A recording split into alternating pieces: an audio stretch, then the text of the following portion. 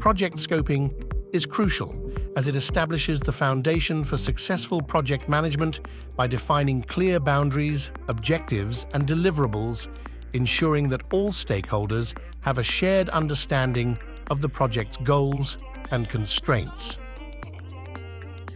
Let's unravel the essence of project scoping and some useful techniques that you can use during that process.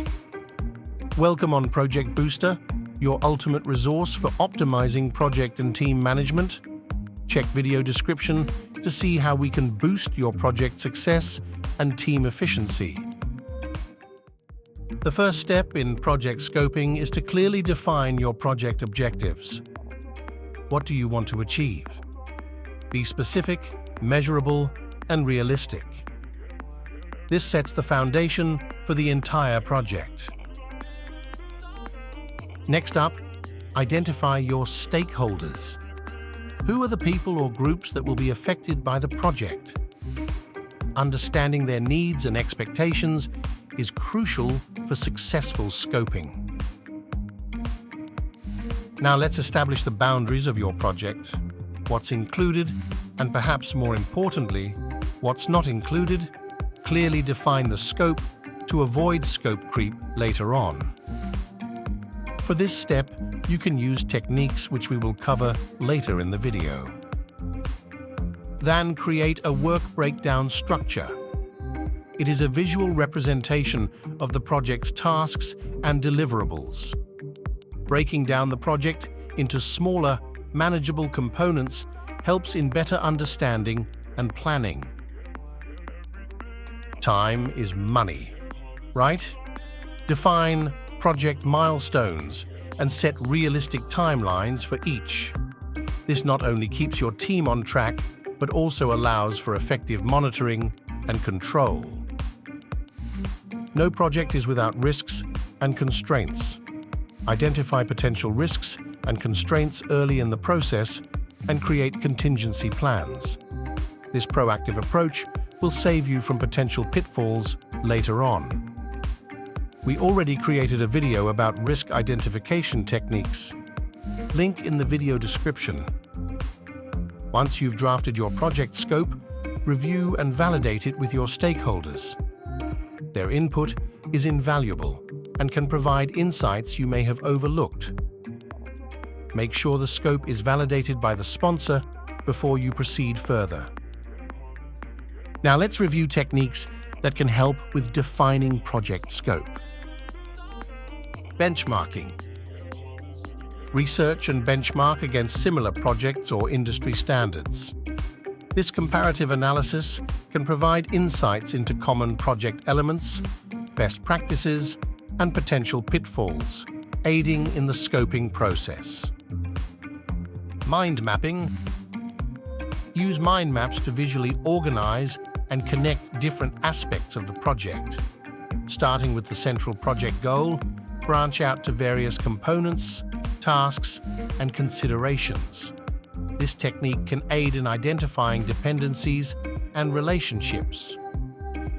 Requirement workshops. Organize requirement workshops with key stakeholders to gather detailed information about their expectations and needs. These sessions provide a platform for open communication and ensure that all relevant perspectives are considered in the scoping process. Expert interviews. Consult subject matter experts within and outside your team to gain valuable insights. Experts can provide a deeper understanding of the project's technical, operational, or industry-specific requirements, contributing to a more comprehensive project scope. User story mapping. Utilize user story mapping, a technique popularized by agile methodologies. Create a visual representation that aligns user activities with the project's features and tasks. This helps in understanding the user's journey and ensures that the project scope is user-centric. Fishbone diagram. Also known as Ishikawa or cause and effect diagram. Employ a fishbone diagram to identify potential causes of project challenges or delays. This technique allows you to explore various factors such as people, processes, technology, and environment that might impact the project scope. It's a great tool for uncovering hidden complexities. Prototyping. For projects involving product development or software, consider creating prototypes or mock-ups. Prototyping allows stakeholders to visualize the end product, making it easier to identify and define specific features and functionalities. Scenario planning.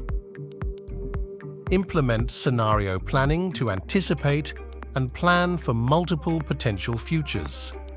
Identify different scenarios that could affect the project scope and develop strategies to address each one. This technique helps in preparing for uncertainties and ensuring flexibility in the project plan. And there you have it, a step-by-step guide on how to scope a project effectively with useful techniques. Remember, project scoping is not a one-time task. It's an iterative process that may require adjustments along the way. If you found this video helpful, give it a thumbs up and don't forget to subscribe for more project management tips.